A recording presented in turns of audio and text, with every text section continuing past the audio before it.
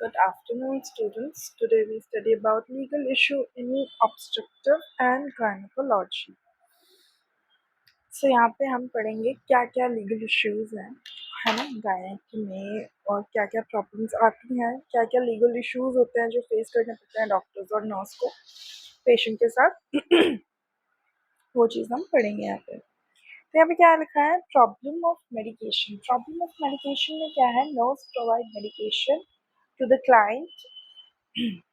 Certain problem can occur during the medication which can result into the allegation against the nurse. कुछ ऐसे medicine हैं जो medication करते हैं, मतलब मेडिकेशन करती है नर्स, तब है ना प्रॉब्लमेटिक होता है।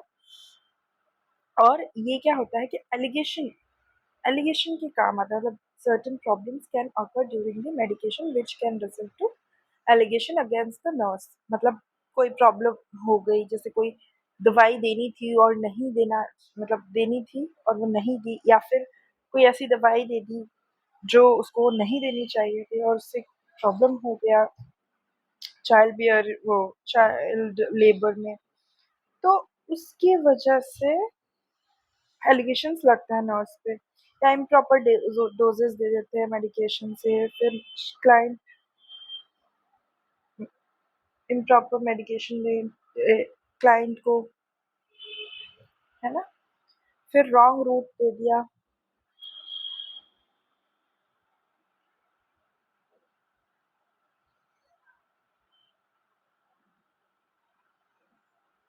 उसके बाद आता है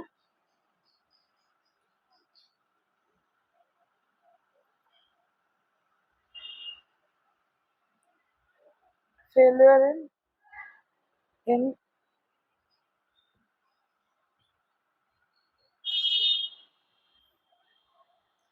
फिर आता है failure in monitoring to the client.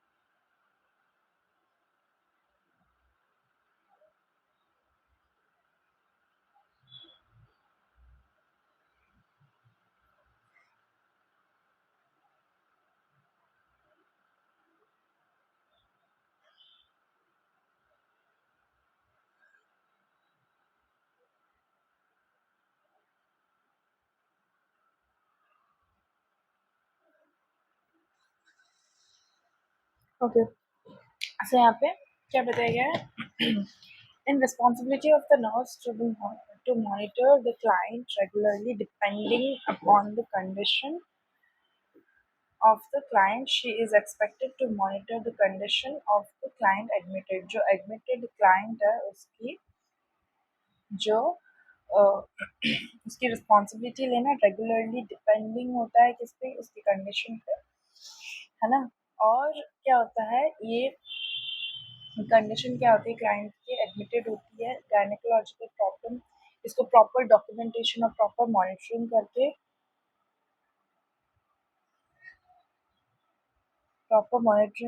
पूरा सही तरीके से उसका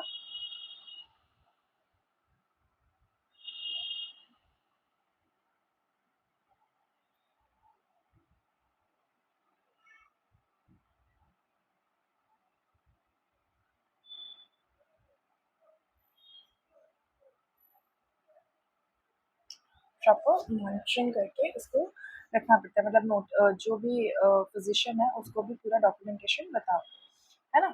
ये सारी चीज़ें होती हैं। उसके बाद हम बात करते हैं यहाँ पे failure to the report changes in the patient. अब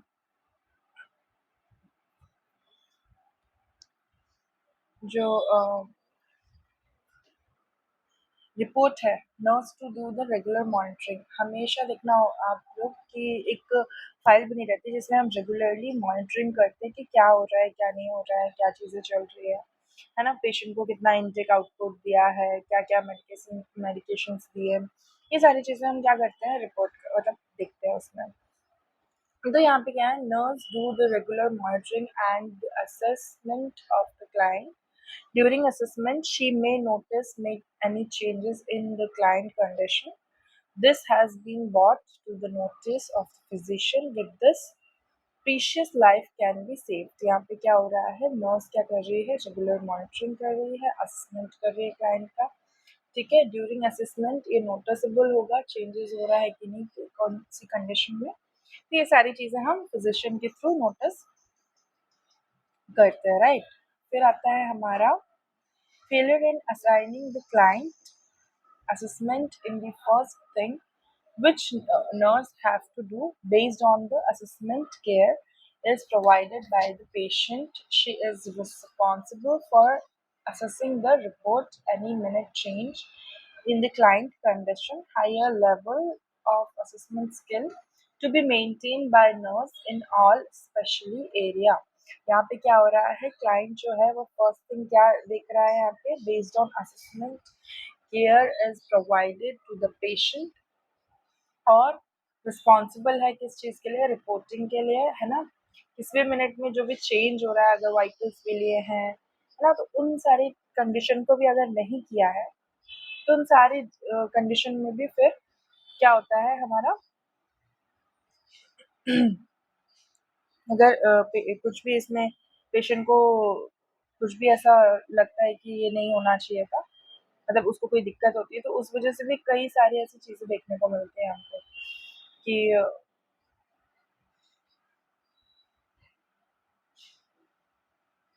लीगल इश्यूज क्रिएट करना या फिर ये सारी चीज़ें, तो हमको ये सब चीज़ देखने को मिलती है। नेक्स्ट हम अबॉर्शन के केस में लीगली इश्यूज केस कर फाइंड आउट करते हैं, जिसमें अबॉर्शन है, किसका बच्चा है, क्या है, इन सारी चीज़ों में भी हम क्या करते हैं, रिपोर्टिंग और रिकॉर्ड्स हम रखते हैं, राइट, है ना। और आगे हम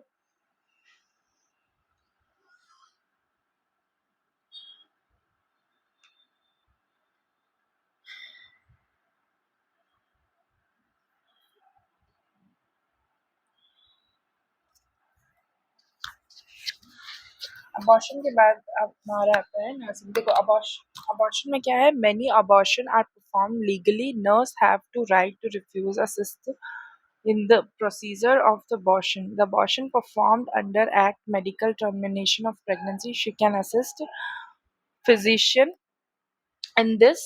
Patient who have undergo abortion needs care, monitoring, and nurse legally responsibility care such client. और देखो नर्स क्या है यहाँ पे, लीगल रिस्पॉन्सिबिलिटी ले रही है किसकी, जो हमारा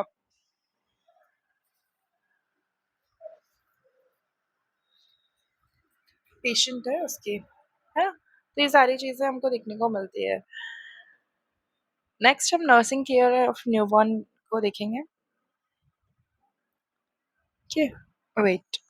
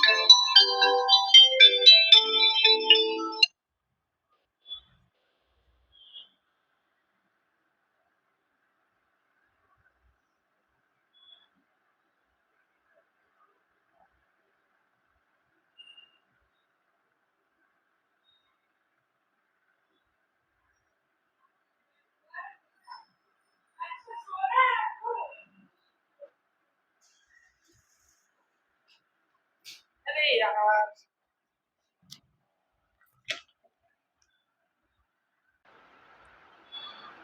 से यहाँ पे अबॉर्शन होता है। फिर नर्सिंग केयर ऑफ न्यूबॉर्न में क्या होता है, नर्सेज क्या करती है, नर्सेज की रिस्पॉन्सिबिलिटी होती है न्यूबॉर्न को देखना और उसके फुटप्रिंट लेना, है ना, उसकी कॉर्ड क्लैम्प करना, उसका रिस्ट बैंड देखना, चेक करना, आइडेंटिफिकेशन जो बैंड होता है वो चेक करना, प्रॉपर वार्मिंग मेंटेन करना। वार्मिंग मतलब कि उसको बच्चा जब निकलता है तो उसको गर्माहट देना, right.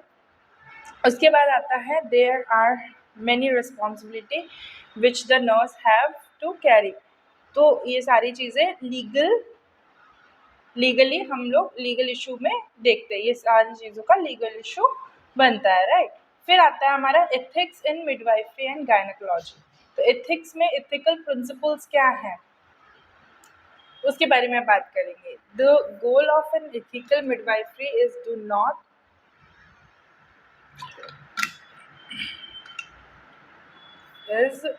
do not do is to do the right thing for the right reason। हर एक जो एथिकल मिडवाइफरीज हैं वो क्या कर रहे हैं, हर एक चीज़ को प्रॉपर तरीके से और प्रॉपर वैलिड रीज़न के साथ वहाँ पे करेंगे, ठीक है।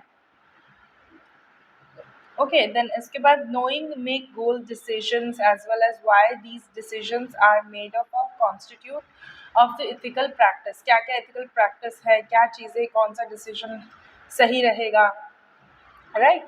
इस तरीके से हमको देखना है। तो एथिकल प्रिंसिपल्स क्या है, फिर ethical principle beneficence. The ethical principles are of beneficence required to act in a way that is expected reliably to produce the greater balance of benefit over harm in the lives of other। यहाँ पे जो benefit है require, जो मतलब जो greater balance fix करता है patient और मेडिकल स्टाफ के बीच में वो। तो ये इथिक्स, मतलब इथिक्स का कहने का मतलब होता है कि रूल्स और रेगुलेशन प्रॉपर मेंटेन करना पेशेंट के साथ, ठीक है। फिर नॉल मैलफिशंस क्या होता है, नॉल मैलफिशंस का मतलब होता है it means that health professional should prevent causing harm. जो भी हार्म पहुंच रहा है उसको प्रिवेंट करना, किससे, जो पेशेंट को पहुंच रहा है हार्म किसी भी चीज़ से, उससे प्रिवेंट करना और उसकी लिमिट्स को और उसके एक्सप्रेशंस को समझना, ठीक है। फिर आता है respect for autonomy. Respect for autonomy में क्या होता है, इट ऑलवेज